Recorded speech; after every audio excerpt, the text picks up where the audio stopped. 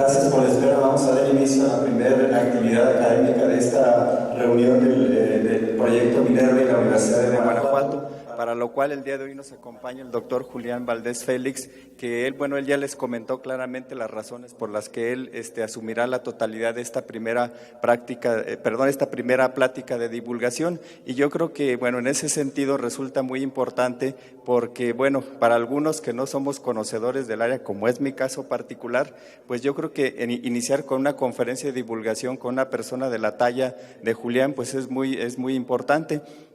Yo tuve la oportunidad de conocer a Julián desde hace bastante, no tanto tiempo, pero sí, y siempre él muy interesado en esta parte de lo que viene a ser la física, la parte fundamentalmente de la investigación básica, que como hace rato se comentaba, ¿verdad?, pues las universidades como tales no pueden renunciar a esa actividad, porque precisamente ahí está la solución a los grandes problemas, a los grandes retos que tenemos como sociedad. Entonces, el día de hoy, el doctor Julián Valdés Félix nos va a hacer favor de presentarnos la plática Los neutrinos, las partículas más enigmáticas del universo. Entonces le cedo el uso de la voz a mi compañera, la doctora Carmen. Buenos días a todos ustedes. Siento no haber llegado más temprano para comentar lo siguiente. Yo conozco este proyecto muy bien porque yo fui la compañera de vida de Gerardo Zavala, y cuando Julián Félix me anunció que finalmente esta reunión internacional de este grupo del proyecto Minerva se iba a reunir en Guanajuato, pues me dio mucho gusto y nos dimos a la tarea de tratar de convocar a los chicos de nivel medio superior y superior de todo el sistema educativo de la Universidad de Guanajuato. Sin embargo, como ya lo han comentado, hoy inician las vacaciones de todo el sistema escolar de Guanajuato. Sin embargo, muchos de los chicos que están aquí fueron convocados por sus directivas para que estuvieran aquí hoy.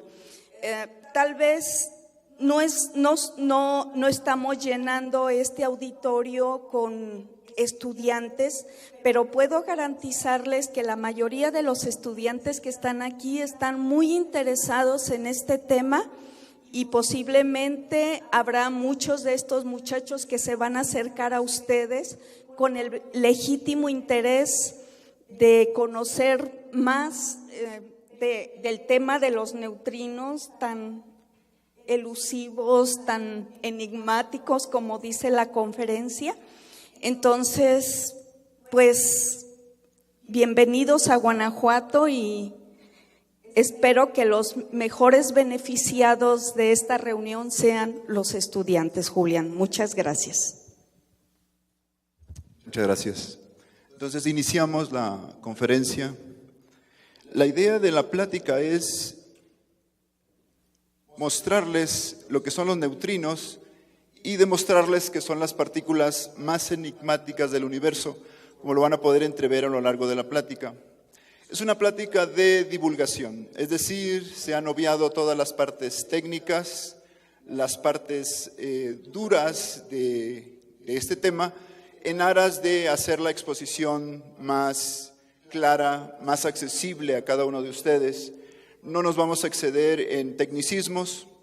Les decía que había invitado a 2 profesores más que desafortunadamente no pueden estar en este momento con nosotros. Y hemos recibido apoyo del CICES, de la Secretaría de Innovación, de Ciencia y Educación Superior del Estado de Guanajuato. Hemos recibido también apoyo de Fermilab, aquí casi no se ve el logo de Fermilab. Hemos recibido apoyo de la Universidad de Guanajuato. Hemos recibido apoyo de la colaboración Minerva y hemos recibido apoyo también de CONACYT. Todas estas instituciones cuentan con personas muy entusiastas de la divulgación de la ciencia. Este no es más que un ejemplo de lo que la colaboración Minerva puede hacer para todo público.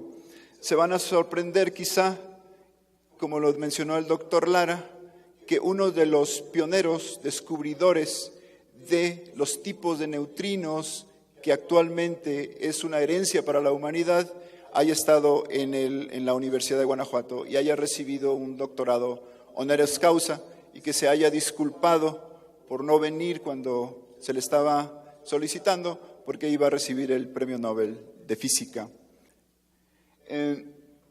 Nosotros tenemos un pequeño laboratorio de partículas elementales, ahí pueden estudiar todos los jóvenes y las jóvenes del estado de Guanajuato lo que son los neutrinos. Estamos en el Departamento de Física de la División de Ciencias e Ingenierías del Campus León de la Universidad de Guanajuato, aquí en México. Este es mi correo electrónico. Estamos dentro de la colaboración Minerva, que nos honra con la visita. La colaboración Minerva se reúne durante toda la semana que inicia en este día, aquí en Guanajuato, para presentar, discutir los trabajos y los avances de investigación que se están realizando dentro de la colaboración. Este es mi correo electrónico, por si alguien gusta hacer alguna pregunta o enviar algún mensaje después de la conferencia. El contenido de la plática es el siguiente. Una introducción, necesitamos decirles por lo menos qué son los neutrinos, qué fue lo que motivó el inicio de la investigación en neutrinos. Luego, el neutrino que nace como un postulado, es decir, una propuesta que después se verifica experimentalmente, pero es una propuesta que voy a tratar de explicarles, les voy a explicar cómo es que se generan las propuestas en la física. No son meras propuestas abiertas, sino son propuestas muy juiciosas, basadas en evidencias observacionales. Luego, ¿cómo se descubrió el neutrino?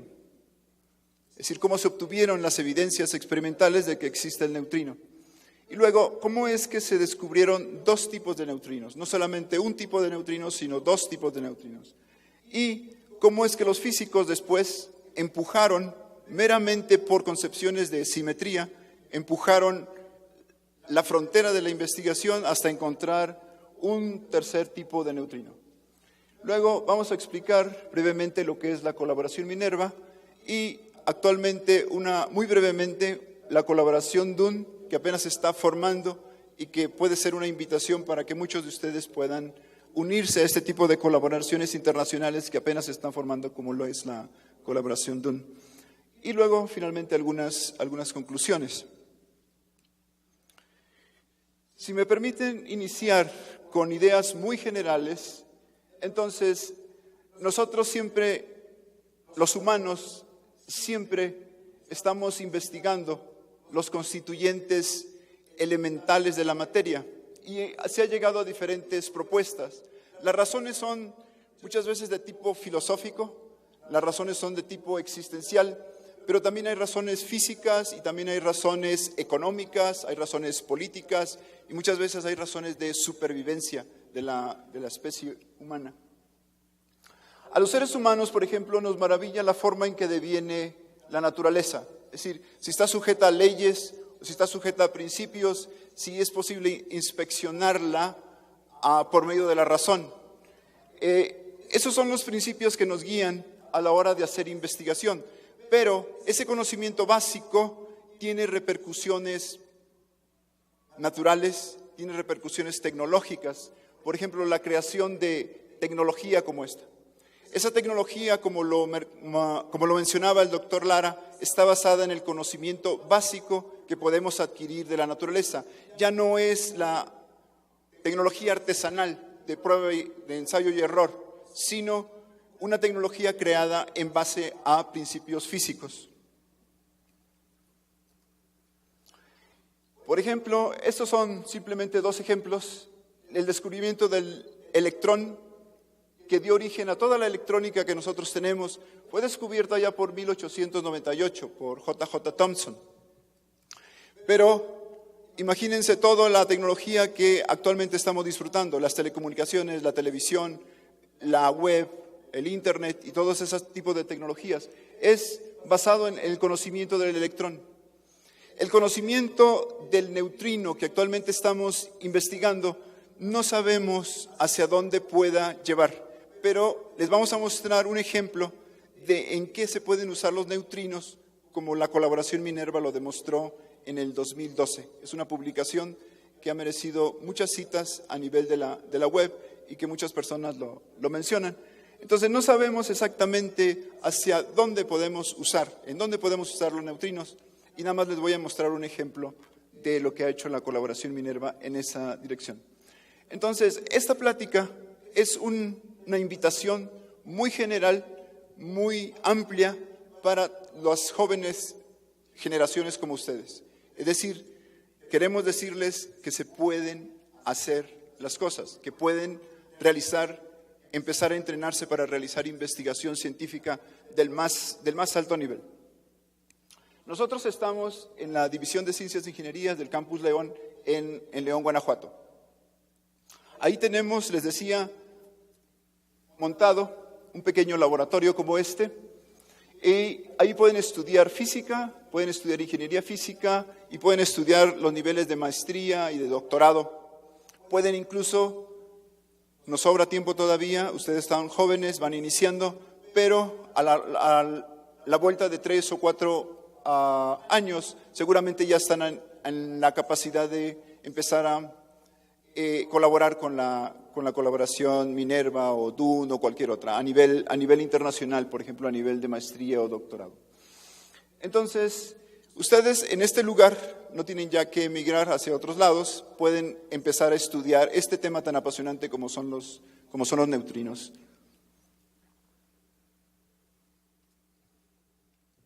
El descubrimiento del neutrino o la propuesta del neutrino es muy sencilla porque involucra el conocimiento de la naturaleza.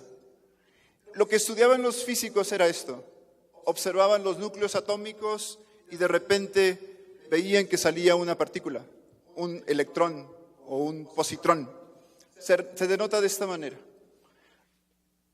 Medir la energía, medir el momento y medir la identidad del electrón es todo un reto, incluso con los instrumentos modernos que poseemos ahí en el laboratorio de partículas elementales. Es extremadamente difícil, pero no es imposible. Imagínense en 1911 el desplante de ingenio que tuvieron que tener la doctora Liz y el doctor Hunt para poder hacer este tipo de estudios. Nosotros les enseñamos, por ejemplo, a contar electrones. Es decir, aquí, lo que significa aquí es, están contando electrones. ¿Cuántos electrones? Y medir energía. ¿Cuánta energía? Es decir, energía y cuántos electrones salen de aquí de los núcleos. La distribución es esta. Así es como se observa experimentalmente, pero la predicción que tenían los físicos eran estos. Entonces, eso es horrible. Eso no les gusta a nadie. Eso significa que no se está prediciendo absolutamente nada, que las ideas que se tienen sobre los procesos son equivocados. Se tenía esto, por ejemplo, un neutrón que va a un protón más un electrón más algo. Ese algo es lo que se estaba escapando y es por eso es que no podían ajustar completamente esto. Algunos físicos dijeron, bueno, es que la energía se está violando, el principio de energía se está violando.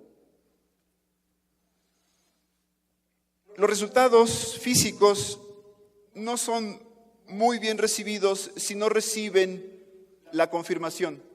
Entonces, el doctor Chadwick demostró que los resultados experimentales que se mostraron en la gráfica anterior son correctos. Es decir, él corroboró esos resultados. Y para esos resultados, el doctor Niels Bohr dijo, bueno, es que la energía no se está conservando a nivel nuclear, a nivel atómico. Pero a veces la autoridad no sirve o no sirve nunca en la ciencia. Otro profesor, Wolfgang Pauli, en 1930 dijo, bueno, tus mediciones son correctas. Cuando observas el electrón y mides, lo que tienes ahí es correcto. Lo que no es correcto es cómo lo estás interpretando. El neutrón dice decae en un protón, en un electrón y algo más. Vamos a suponer, dijo Pauli, que se emite otra partícula. Esa partícula, según tus datos estadísticos, debería tener estas características para poder ajustar tus datos observacionales. Le llamó neutrón. No tiene nada que ver con el neutrón, que actualmente llamamos neutrón. Pero él le llamó neutrón, y así lo vamos a mantener aquí. Dice, esa partícula que está saliendo debe tener masa casi nula, es decir, casi cero. Eso se ve de tus distribuciones estadísticas de los datos. Debe tener carga eléctrica cero, también se ve de tus datos, que debe tener una carga, si existe esa partícula, debe tener carga eléctrica cero. Debe tener spin, es decir, el momento intrínseco de 1 medio. Y luego no la detectas, es decir, se te está escapando porque la interacción con la materia ordinaria es muy débil. Entonces, esas son las características que Pauli le puso a lo que él llamó neutrón. El doctor Fermi, en 1931, tomó la idea de Pauli y creó toda una teoría del decaimiento. Le llamaban beta, porque en el estado final hay una partícula beta, es decir, un electrón. Le llamó decaimiento, la teoría del decaimiento beta, y él adoptó la idea de que en el estado final también aquí debería existir un neutrino. Es decir, un neutrón, por ejemplo, que va a un protón, a un electrón, más otra partícula que debería ser el neutrón. Él le llamó neutrino, es decir, un pequeño neutro con la raíz italiana como bambino, para referirse a esta partícula y distinguirla, por supuesto, de lo que actualmente llamamos neutrón.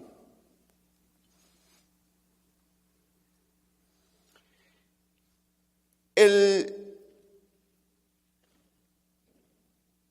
antineutrino, por ejemplo, también existe y podría reaccionar con un protón yendo en el estado final a un neutrón más un positrón. Cuando el electrón es positivo, le llamamos positrón. Entonces, esta partícula que podría, hipotética todavía, que le llamamos neutrino asociado al electrón anti, los anti los marcamos con una rayita así arriba, más un protón yendo a un neutrón más un positrón, es posible. Así lo visualizamos, es decir, tenemos una partícula que es golpeada por un neutrino, en el estado final tenemos esta partícula y esta partícula, un positrón en el estado final. Este tipo de reacciones se pueden dar en la naturaleza, de hecho se dan en los reactores nucleares. Esta otra reacción, vean, ahora tenemos un electrón, tenemos un protón, tenemos en el estado final, después de la flechita esta, significa estado final, tenemos un neutrón y un neutrino asociado al electrón. Pictóricamente se ve así, es decir, un electrón golpea un protón, en el estado final tenemos un neutrón y después tenemos un neutrino asociado al electrón. Este tipo de reacciones también se da en la naturaleza. Se da, por ejemplo, en las reacciones que tienen lugar en el Sol o en las estrellas en general. Los físicos son muy inteligentes, muy inquisitivos y también muy tercos. Buscan y buscan y buscan hasta que encuentran resultados. Cualquiera de estas formas podría servir para detectar el neutrino.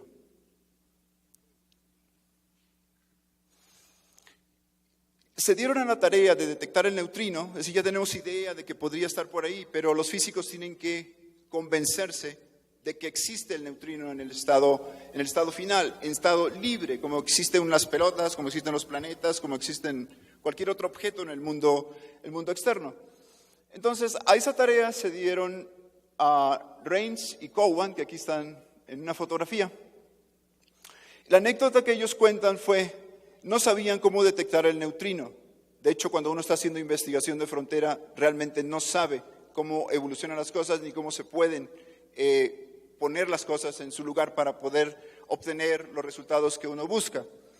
Y dicen, fuimos con el doctor Fermi, es decir, con el profesor Fermi, y le preguntamos, profesor, ¿cómo detectamos los neutrinos?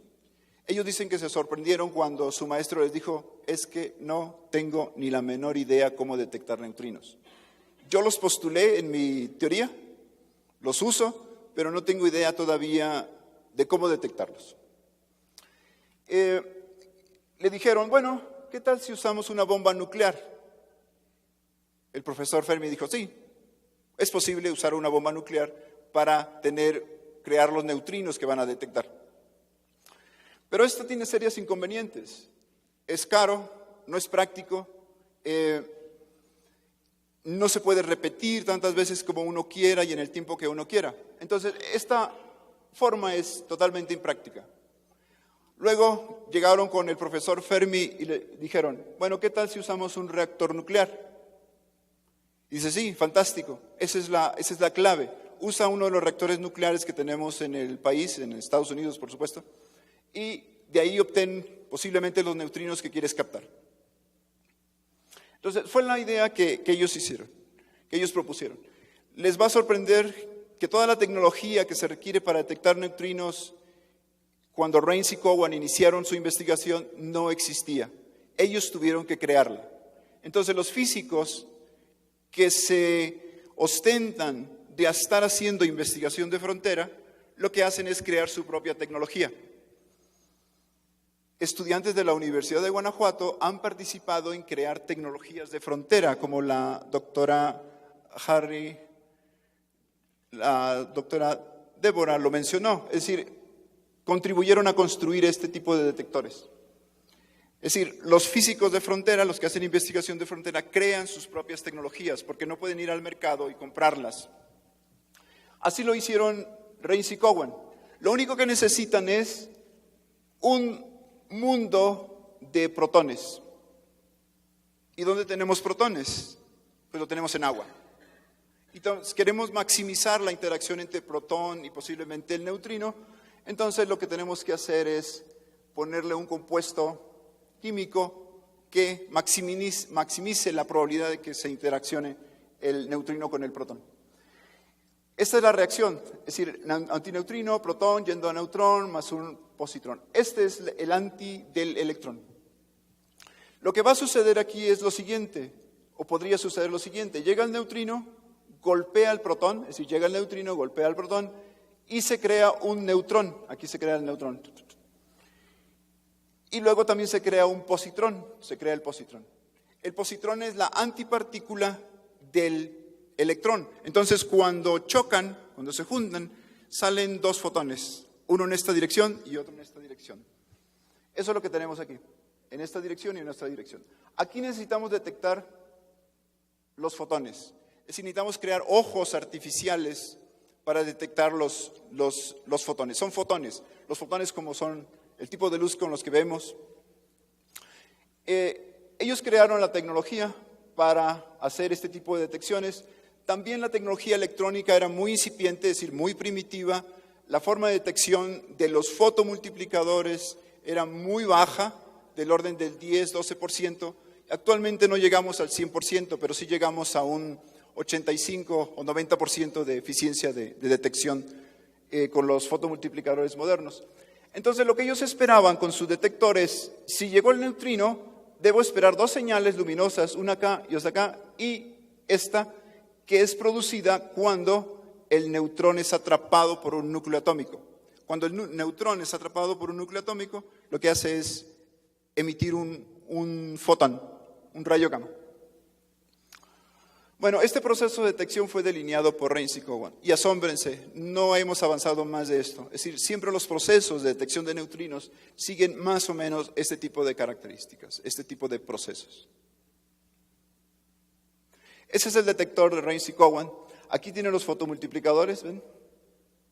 Esto medía como 7 centímetros. Esto medía como alrededor de 1 metro. Tienen las dos camas de fotomultiplicadores, esta y esta. Y el reactor nuclear anda por acá, en otros lados. Lo tuvieron que enterrar alrededor de unos 10 o 12 metros bajo tierra para evitar la radiación de tipo cósmica que llega normalmente a los detectores. Lo mismo hace Minerva. El experimento Minerva está a 105 metros bajo tierra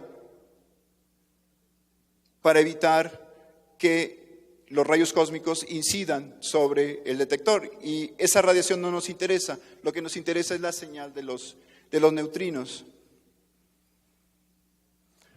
Esas son las señales con su tecnología muy incipiente, muy primitiva, que Raynes y Cowan detectaron.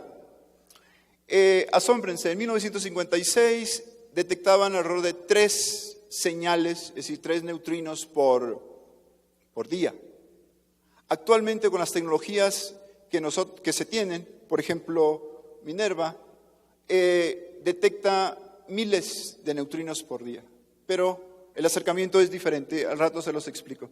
Aquí están las señales, es decir, esta señal y esta señal que provienen de la desintegración, de la aniquilación del electrón y del positrón, y luego este es del atrapamiento del neutrón. Esas son las 3 señales que buscaban Raynes y Cowan, no hay duda. Hicieron pruebas, por supuesto. Cuando apagaban el reactor, las señales desaparecían. Cuando prendían el reactor, las señales aparecían. No hay duda. Esas señales son producidas por lo que se llama neutrino. Entonces, estos fueron los resultados de Raynes y Cowan. Estas son las propiedades de los neutrinos. Estas son las conclusiones a las que ellos llegaron. La masa es mucho menor que 1/500 de la masa del electrón. Vean que se da en términos de la masa del electrón. Esto es porque es una forma muy práctica. Y esta práctica de dar una cantidad en términos de un parámetro conocido data desde hace 2000 o 3000 años. Entonces, esta forma de anotar no es nueva, de pasar la información tampoco es nueva. Lo que sí es nueva es la información. Y dice, es tanta este cociente si es que no es 0. La carga del electrón, la carga es 0. La carga eléctrica es 0 del neutrino. El momento magnético es mucho menor que esta cantidad, en términos también de otra cantidad que se llama magnetón de Bohr. La sección transversal de interacción de la reacción es muy, muy pequeña, es 10 a la menos 43. Es decir, esa es la probabilidad de que si llega un neutrino, choque con un núcleo atómico y produzca las señales que nos estemos interesados. Esa es la probabilidad de interacción, o se llama también sección transversal. Y luego, otra cosa, el neutrino, otro resultado, el neutrino no es idéntico al antineutrino. El antineutrino y el neutrino son 2 entes que tienen características diferentes. Entonces, la conclusión es esta: el neutrino es una evidencia experimental. Y cada uno de ustedes, cuando ingresó a este recinto, recibió un botón con esta característica. Este es el símbolo del neutrino, así es como se anota el neutrino. Después vamos a ver que por aquí se le pone un apellido. Ese apellido es según el modo o el sabor, como también se le llama, de los neutrinos. Siguiente. Aquí está el equipo de Raynes y Cowan muy feliz porque pudieron finalmente hacer la detección de los neutrinos. Vean el título del proyecto, Poltergeist, es decir, un espíritu chocarrero muy difícil de detectar. Con las tecnologías que ellos tenían, sí era muy difícil. Con las tecnologías que nosotros actualmente tenemos, no es difícil. En Estados Unidos no es difícil. En la División de Ciencias e Ingenierías es imposible hasta este momento. Entonces, necesitamos aprender, crear este tipo de tecnologías para poder detectar los neutrinos. En forma paralela, hubo otros estudios usando la otra reacción que los mostraba. ¿Qué tal? Decían, sí, tratamos de detectar los neutrinos que vienen del Sol.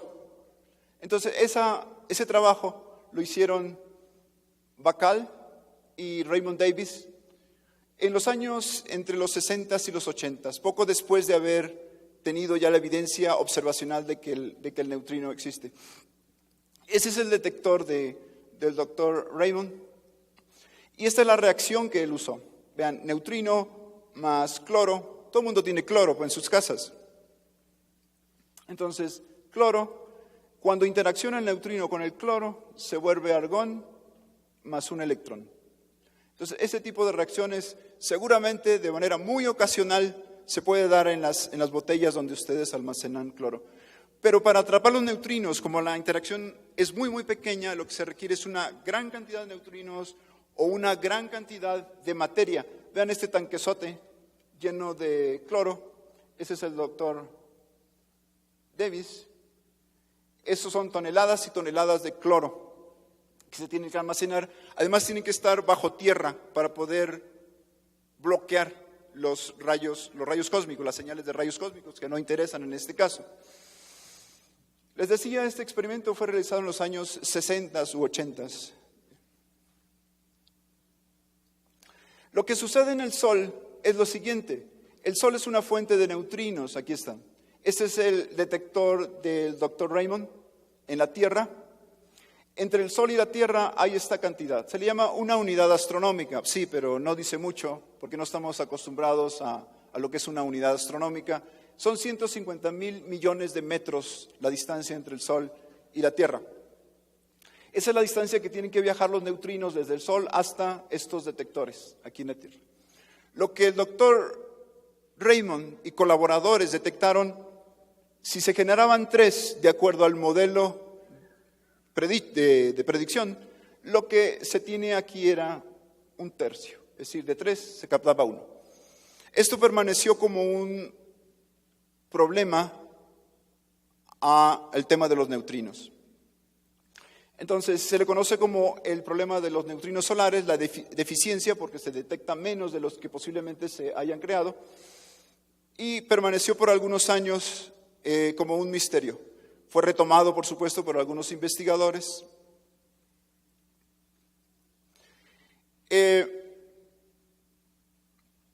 La historia continúa cuando se descubre el muón en los rayos cósmicos. El muón es parecido al electrón, y el muón decae en un electrón más un neutrino. Fue descubierto por Anderson en 1936 en el Caltech, y fue descubierto en los rayos cósmicos, es decir, partículas que llegan del cosmos, golpean las capas altas de la atmósfera y producen otras partículas. Entre esas partículas está el muón. Y el muón se vio que decae en un electrón y en un neutrino. La siguiente pregunta fue, ¿este neutrino que proviene de aquí es idéntico o es diferente al neutrino que se produce en el Sol o que proviene de las desintegraciones nucleares?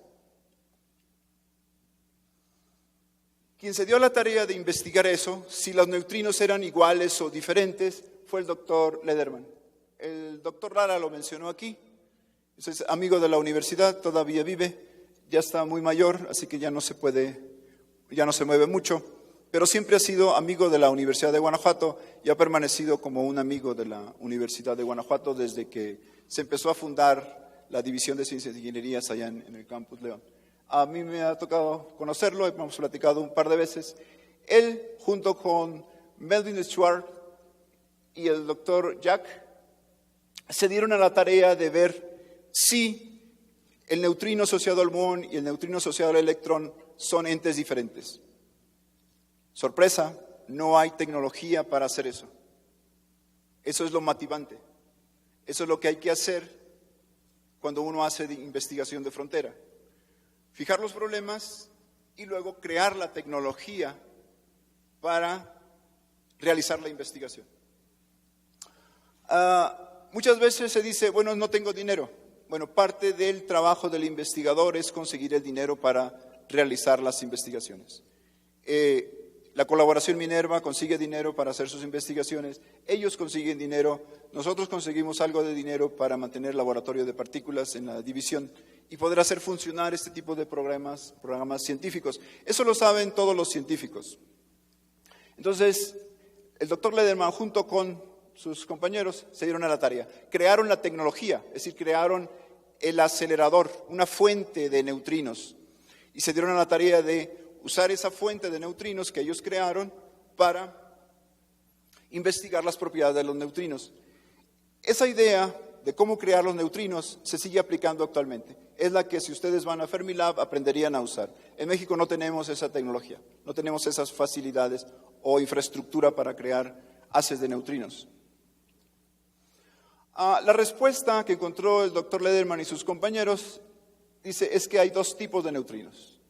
Entonces no solamente es un tipo de neutrino, los asociados al electrón, hay otro tipo de neutrinos que está asociado al muón.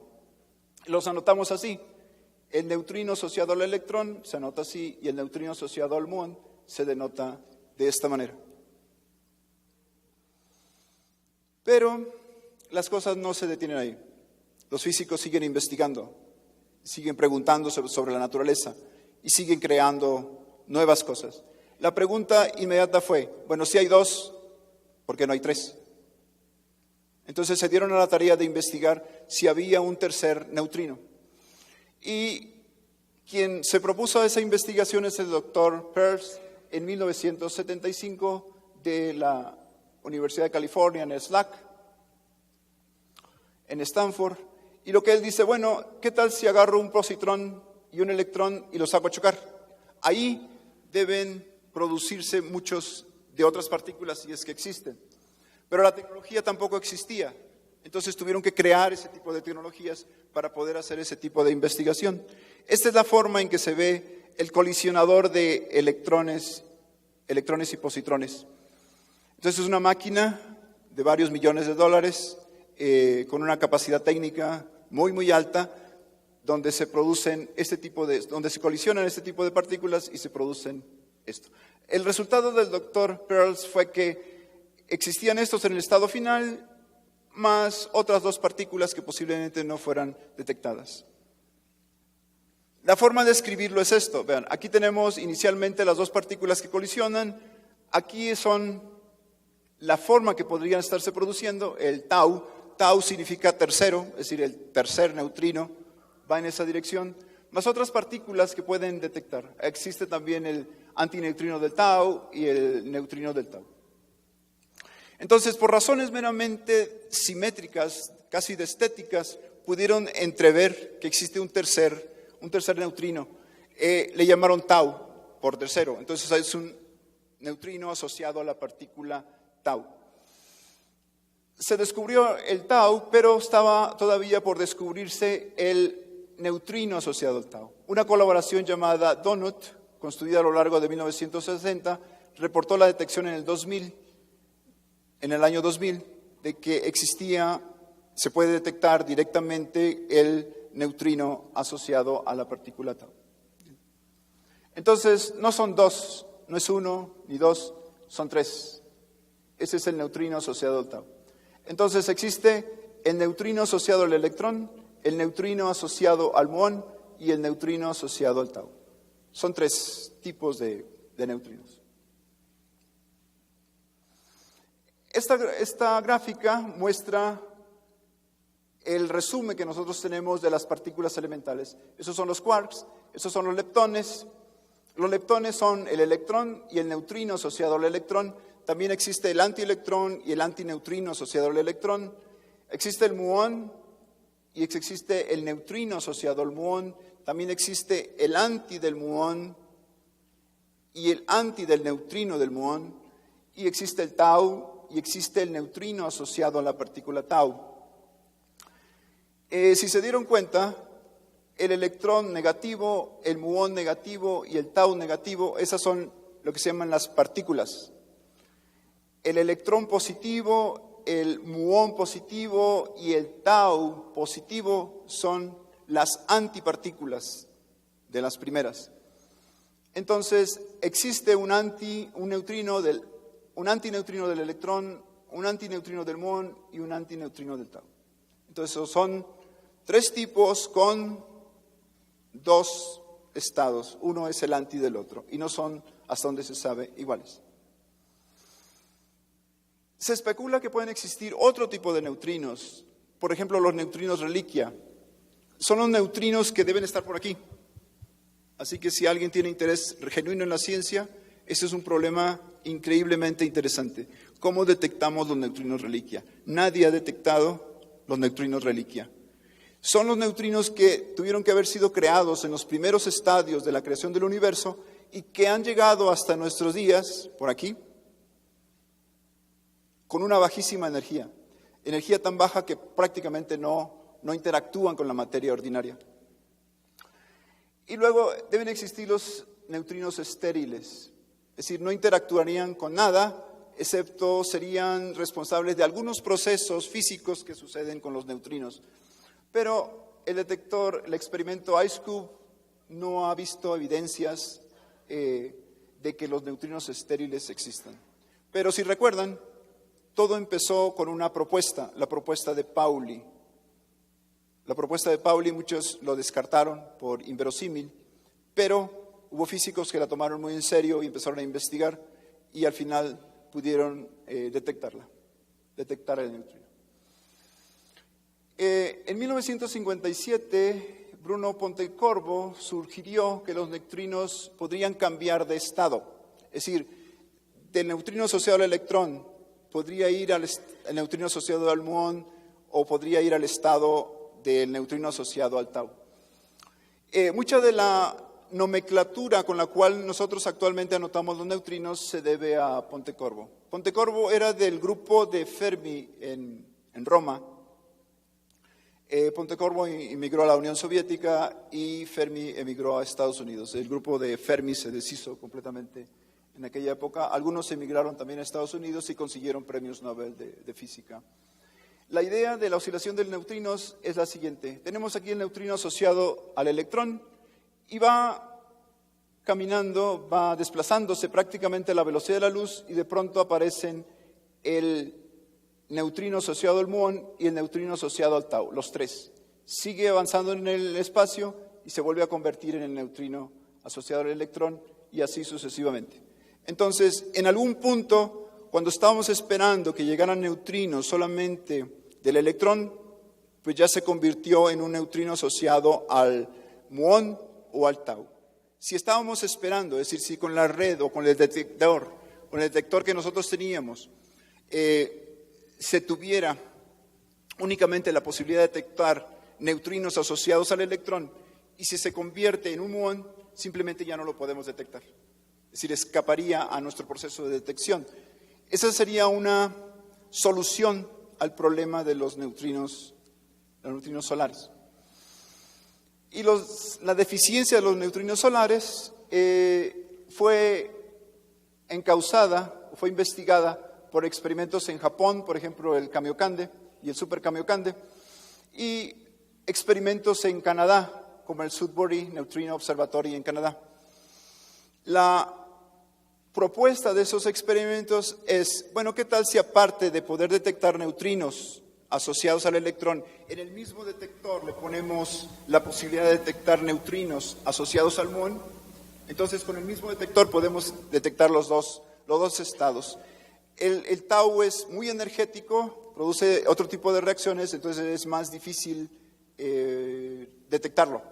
Pero también se puede, usando la misma técnica, detectar el neutrino del tau. Entonces, por razones energéticas, por razones de economía del detector, se puso nada más la posibilidad de detectar neutrinos asociados al muón y al electrón.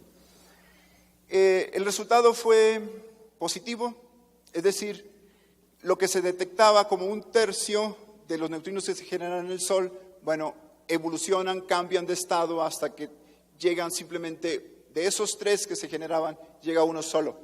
Pero si se detectan en el canal del muón, entonces se puede conseguir otro tercio de los tres que se generan en el Sol. Eso lo demostraron los dos experimentos mencionados actualmente y recibieron el premio Nobel en el 2015 por estas contribuciones y esta es la motivación, por el descubrimiento de la oscilación de los neutrinos, lo que muestra que estas partículas tienen masa. Y el hecho de que tengan masa cambia totalmente el panorama de las partículas en física. También cambia completamente el panorama que nosotros tenemos del universo. Es decir, nada más porque una partícula que es muy abundante en el universo tenga masa, la estructura del universo puede cambiar, porque son miles de millones y de millones de partículas. Hay preguntas que todavía los físicos se hacen. Nadie sabe por qué existen los neutrinos. Esa es una de las preguntas que hay que resolver a posterior. El hecho de que no existan parece muy simplista, pero podría ser también un pseudosimplismo que nosotros tenemos del universo. Entonces, lo que se vería como una complicación innecesaria, es decir, que existan tres neutrinos, realmente podría ser una simplificación, una pseudosimplificación, y que realmente tener tres muestre lo que realmente se simplifica o lo que se puede simplificar en el universo. Entonces, son tres neutrinos, tres tipos de neutrinos, el asociado al electrón, el asociado al muón y el asociado al tau. Y Estos neutrinos pueden oscilar, es decir, tienen masa, pueden cambiar de estado. No sabemos si existen más neutrinos hasta el momento. Existen esos tres, existen también los antineutrinos. El uso de los neutrinos lo empezó a entrever la colaboración Minerva en el 2012. Al rato les platico lo que es la colaboración Minerva. Lo que la colaboración Minerva demostró, está publicado, es que los neutrinos pueden ser usados para enviar mensajes. Esa tecnología todavía no está construida, hay que hacerla. Es decir, es el reto para todos nosotros y para ustedes. Es decir, esa tecnología para llegar a convertir nada más este resultado experimental de la posibilidad de enviar mensajes usando neutrinos y convertirla todavía en una especie de telefonía o medios de comunicación comercial, todavía hay que crear ese tipo de tecnologías. La colaboración Minerva, decíamos en la introducción, está compuesta alrededor de 65 físicos, muchos de ellos andan por aquí, de 20 o 22 instituciones. Estos números van cambiando porque algunos salen, otros entran y así. Estas son las instituciones que están involucradas. Ese es el detector principal del experimento Minerva. Este es un hexágono. Está 105 metros bajo tierra, pesa como unas 170 toneladas, así que no es portable. El haz de neutrinos le llega en esta dirección, así como está el haz del rayo láser que estoy apuntando, así es como le llegan los neutrinos. Y le llegan a través de un haz de neutrinos que está a unos 100 kilómetro 35 metros separado de este detector. La tecnología, les decía hace rato, para crear haces de neutrinos fue hecha por el doctor Lederman y compañeros en Brookhaven, Estados Unidos. Este es un corte del detector Minerva. Ese es el tracker principal. Está hecho de planos, de tiras centelladoras, que cuando pasa la partícula se obtiene un fotón ahí depositado de energía en la cinta. Hay una serie de bloques aquí. Aquí tenemos el helio líquido, que es un blanco. Los neutrinos vienen así, es decir, los neutrinos vienen en esta dirección y chocan con esta serie de blancos que tenemos aquí. Esta región que llamamos tracker, y de repente hay una interacción por aquí. Es decir, el neutrino venía y de repente pasa algo y empiezan a producirse partículas. El muón, por ejemplo, que ya lo hemos visto, el protón, por ejemplo, que también lo hemos visto. Y con esta información que se tiene aquí, es una información que se trata computacionalmente y se obtienen estos tipos de registros. Es como si esto fuera una cámara gigantesca para tomar fotos de los procesos que se están produciendo ahí. El detector mide alrededor de unos 5 metros y mide alrededor de unos 3 metros de alto, por unos 5 metros de profundidad y también por unos 4 metros de ancho. Después tenemos otro detector que se llama el detector MINUS, que está muy cerca de este detector. Esta es básicamente la constitución del detector Minerva. Muchos de los especialistas que construyeron el detector andan por aquí, así que siéntanse en libertad de platicar con ellos. Si recuerdan la primera gráfica que yo les presenté de medir energía y luego de medir el momento o la cantidad de partículas que tenemos aquí, para los neutrinos asociados al muón y para los antineutrinos asociados al muón tenemos estas distribuciones de energía. Es decir, tenemos esta energía básicamente. Hay otra energía que tenemos por acá, cerca de 6, pero esta que estamos presentando aquí pica alrededor de 3.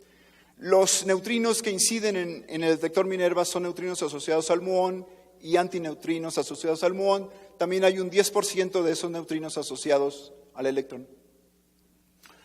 Entonces, esta es otra vista del detector Minerva.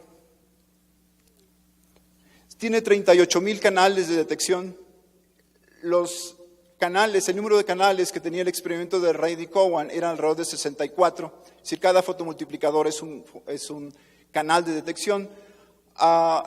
El experimento Minerva tiene 38,000 canales. Esta es una foto de una interacción del neutrino. El neutrino venía por aquí, interactúa.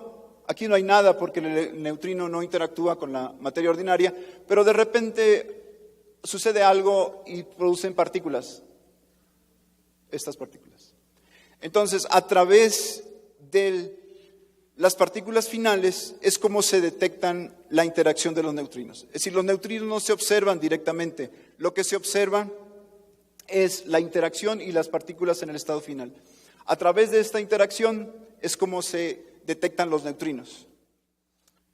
Esta es otra vista, es otro evento. Por ejemplo, aquí sucedió algo, se produjo la partícula muón, se produjo un fotón, y aquí fue donde posiblemente estaba el neutrino. Así es como se ve en el detector Minerva. Este es otro, y este es un poquito más claro. Por ejemplo, el neutrino asociado al muón choca aquí con el núcleo y produce un muón y un pión. Entonces, esta es la forma en que se detectan los neutrinos. Esta es la vista del detector Minerva otra vez. Y les decía que la contribución, o una de las contribuciones fundamentales del experimento Minerva fue demostrar que los neutrinos pueden ser usados para comunicación.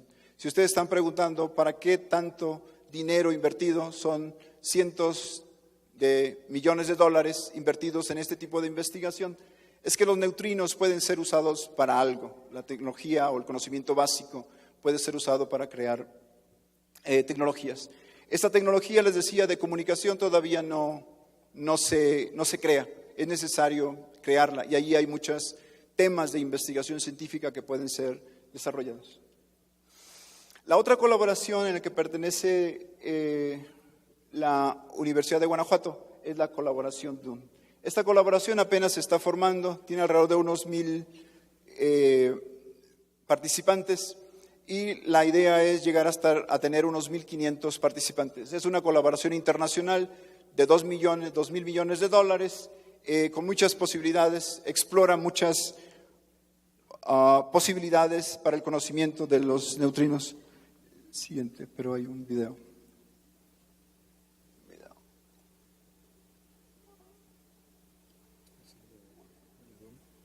Sí.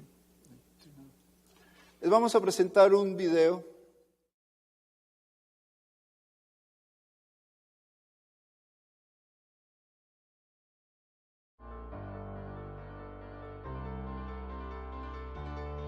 This is Fermilab, a Department of Energy national laboratory near Chicago. It's the starting place for the Deep Underground Neutrino Experiment, DUNE, powered by the Long Baseline Neutrino Facility, LBNF. The experiment begins with Fermilab's accelerator complex, which moves protons close to the speed of light. It's all part of an effort by more than 1,000 scientists from around the world to figure out how tiny particles called neutrinos work, and what role they play in the evolution of our universe. Neutrinos are the most abundant matter particles in the cosmos, but very hard to catch. Trillions stream through you every second without leaving a trace. At LBNF, the beam of protons will smash into a target, creating the most intense beam of neutrinos in the world. Scientists will collect data to measure properties of neutrinos close to the source and again far away. Neutrinos change as they travel, so scientists are sending them straight through 1,300 kilometers of rock toward the DUNE detectors at the Sanford Underground Research Facility in South Dakota. The detectors can also look for the birth of neutron stars and black holes by catching neutrinos from exploding stars. The 1.5 kilometer deep detectors will be filled with 70,000 tons of liquid argon, making them the largest neutrino detectors in the world. As neutrinos interact with the cold liquid, they create a shower of other particles and light. Those particle tracks are then picked up by electronics and transmitted as data to the surface. The information will be analyzed by scientists at collaborating institutions in countries around the world. They'll use this data to solve unanswered questions about neutrinos and maybe even figure out how they exist, things like planet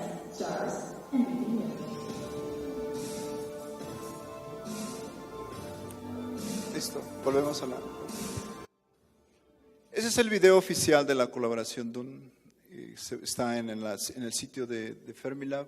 Ustedes lo pueden reproducir tantas veces como gusten. La colaboración DUN es una mega colaboración. Minerva tiene alrededor de unos 80 físicos. Imagínense una colaboración de 1.500 físicos, toda la infraestructura que hay que tener. En resumen, esta es la imagen que actualmente tenemos de los neutrinos. Existen 3 neutrinos y los neutrinos tienen que ver con astrofísica. Si fijaron, se pueden detectar con el detector DUN, o uno de los propósitos del detector DUN es detectar las explosiones de las estrellas. Le llaman supernovas, pero en realidad no son supernovas, son superviejas. Es decir, en el estado final la estrella explota, incrementa enormemente su luminosidad y por supuesto en ese proceso deben emitir neutrinos, una cantidad enorme de neutrinos. Entonces observar a través del canal de los neutrinos es poder observar la forma en que mueren las estrellas. Tiene que ver con partículas, la física de partículas, el neutrino, y tiene que ver con física nuclear. Así empezamos, ¿recuerdan? Eran desintegraciones nucleares simplemente. Pero lo puse acá englobando a todo porque tiene aplicaciones en las telecomunicaciones. Y esto es lo que nos corresponde a nosotros y a las nuevas generaciones desarrollar. Es decir, posiblemente las telecomunicaciones basadas en neutrinos. Las ventajas que los neutrinos tienen para telecomunicaciones que no tienen las ondas electromagnéticas es que los neutrinos pueden pasar a través de kilómetros y kilómetros de materia. Mientras que las ondas electromagnéticas son paradas incluso por una capita de metal, una laminita de metal para la radiación electromagnética. Es decir, las ondas de radio, televisión o de telefonía son paradas, mientras que los neutrinos pueden atravesar kilómetros y kilómetros de materia sólida. En conclusión, estas son las conclusiones, pero pienso que las mejores conclusiones son las que ustedes pueden llevarse. La ciencia, en particular la física, esa materia que detestan o les hacen detestar prácticamente en todas las escuelas del país, se basa en observaciones. Así empezamos. Es decir, basada en observaciones directas. No se basa en la autoridad del profesor, ni en la adivinación, ni en la superchería. Es aprender a observar la naturaleza. Y es lo que hace la colaboración Minerva. Observa la naturaleza. La ciencia básica es el cimiento de toda tecnología. Lo dijo el profesor, el doctor Lara, al inicio de la reunión. Es decir, la nueva tecnología que se está creando está basada en conocimiento científico de tipo básico. Los neutrinos son una realidad del universo. Es decir, son entes que están por ahí en el universo y que juegan un papel muy importante en la estructura del universo. Por alguna razón está. ¿Por qué están? No lo sabemos. Hay 3 clases de neutrinos y, por supuesto, sus correspondientes antineutrinos. Los neutrinos oscilan, lo que implica que tienen masa, es decir, pueden cambiar de un estado a otro. Esta propiedad no lo tienen prácticamente ninguna de las partículas que conocemos en el mundo diario. Es posible usar neutrinos para enviar mensajes. Esta es otra de las grandes contribuciones, incluso de este siglo, incluso las personas que contribuyeron a eso, a demostrar eso, están aquí. Y los neutrinos son las partículas más enigmáticas del universo.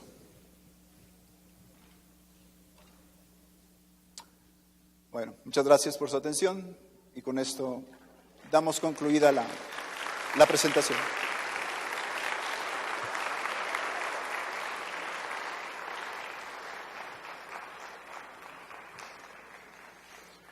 Me parece que no tenemos tiempo para preguntas, pero podríamos tomar 5 minutos para algunas preguntas.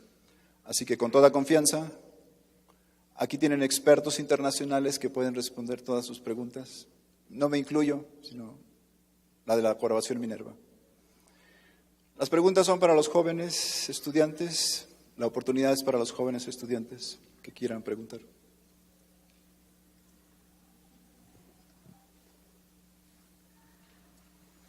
Siempre tenemos valientes y son bienvenidos los valientes. Gracias por su plática. Mi pregunta es sobre un señalamiento que hizo. dijo que nadie sabe por qué existen los neutrinos. Me intrigó porque, bueno, no sé si alguien sepa por qué existen las otras partículas en general y por qué existen de esa forma, o sea, en forma dual. Y bueno, mi pregunta es si acaso se sabe por qué existen otras partículas, ¿no se podría inferir a partir de ello por qué existen los neutrinos? No, no se sabe. Aparentemente es una complicación innecesaria la existencia de los neutrinos. Les decía hace rato que posiblemente sea una pseudo simplificación. Simplemente no sabemos qué papel juegan en el universo. Tampoco sabemos por qué existen las otras partículas y por qué esas relaciones entre las partículas. ¿Por qué la relación carga-masa del protón, la relación carga-masa del electrón y otras partículas? Entonces hay muchos misterios todavía que les toca a las jóvenes generaciones resolver. ¿Alguien más que quiera preguntar?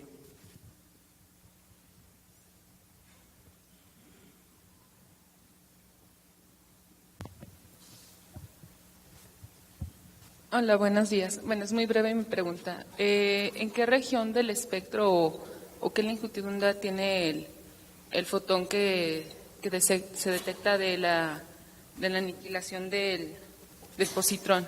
Más o menos, ¿en qué región del espectro? Está en la región del ultravioleta, muy cargado hacia el violeta, ultravioleta. Son muy energéticos. ¿Alguien más que quiera preguntar? Siempre hay muchas preguntas y son bienvenidas todas las preguntas. Lo único limitado es el tiempo que tenemos.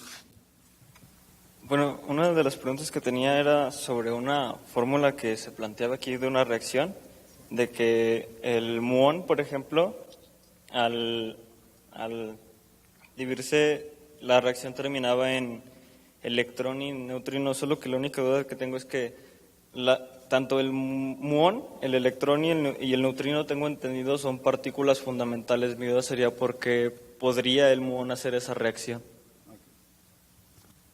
Aparte de la conservación de la energía y el momento en las reacciones, la carga eléctrica, hay otro número que se conserva, se llama número leptónico. Y normalmente se respeta en todas las reacciones. Entonces, la razón de ese tipo de reacciones es que hay otro número conservado que se llama número leptónico. ¿Alguien más?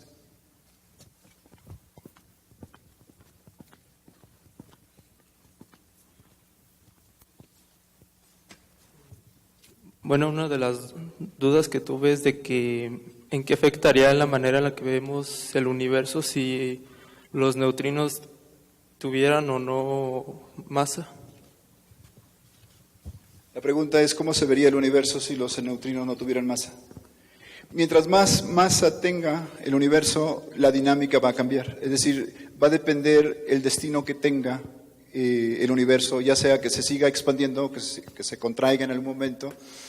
Lo que sabemos es que los neutrinos tienen masa y esa masa contribuye a la masa del universo. Entonces está cambiando la concepción que nosotros tenemos del universo porque se le está agregando masa y está siendo tomada en cuenta esa masa. Entonces, esa masa de los neutrinos va a contribuir a cambiar la dinámica, el destino del universo. ¿Alguien más?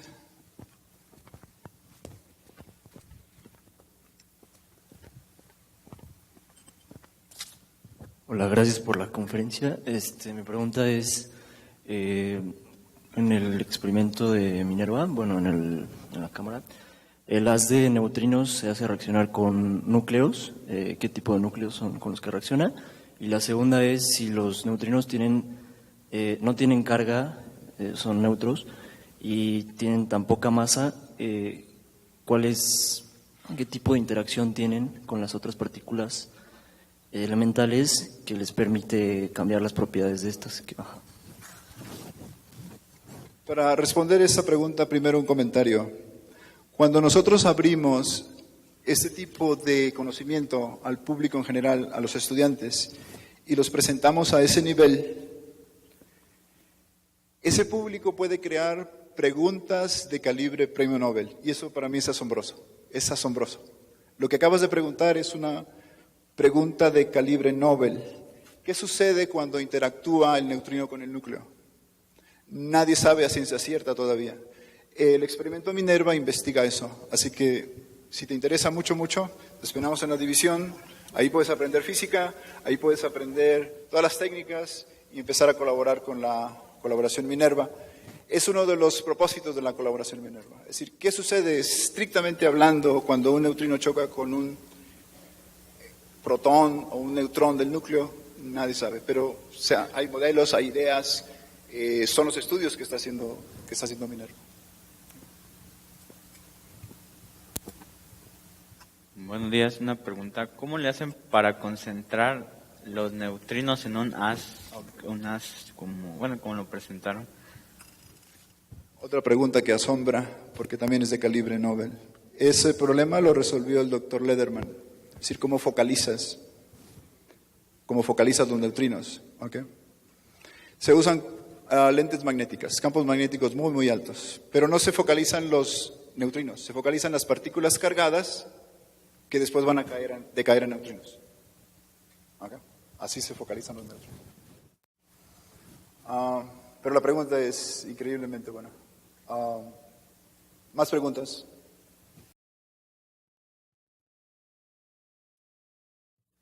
Buenos días, gracias.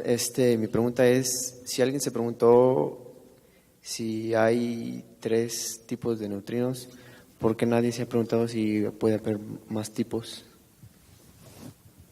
Otra pregunta fundamental. No, ya se lo preguntaron. ¿Okay? Sí, la pregunta siguiente es, ¿existen un cuarto, un quinto, un sexto?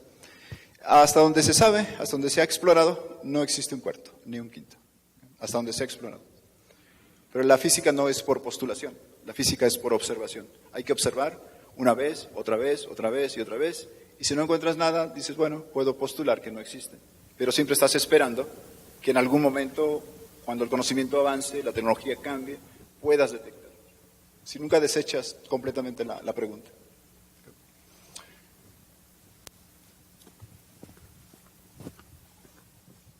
Buen día. Mi pregunta es, ¿los neutrinos son observados después de la reacción de la división de las partículas? ¿Cómo se sabe que esa reacción es solamente de una partícula de un neutrino y no en base a más partículas que van por ahí? La razón es que los físicos también se guían por principios muy generales, es decir, se sabe la energía, el momento de las partículas incidentes. La partícula que choca, le sabes la energía, posiblemente la identidad, y también de las partículas con las que choca. Entonces, observando las partículas en el estado final, es así como observas la interacción del neutrino con los núcleos. Pero además aplicas otro tipo de principios, que es principio de conservación de energía, de momento y de otras propiedades. Es decir, se tiene completamente seguro de que eso es lo que ha ocurrido ahí y no otra cosa. ¿Más preguntas? Pienso que tenemos para un par de preguntas más.